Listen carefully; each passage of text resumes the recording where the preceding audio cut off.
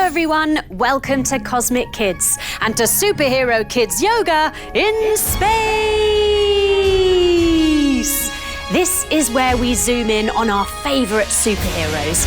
We try out their powers using our yoga and we learn what makes them awesome to help us in our own lives. But by facing his fear, he overcame it to become Batman! Opening our branches once again. But she is also compassionate, which means she always spots how others may be feeling and works out how she can help. We reach one leg all the way up. Wow, amazing! And open them wide. Boom! See if you can think of one thing you can do for someone else. Something kind without being asked. I feel really peaceful now. I hope you do too. Goodness me, that really got my heart pumping. Whew.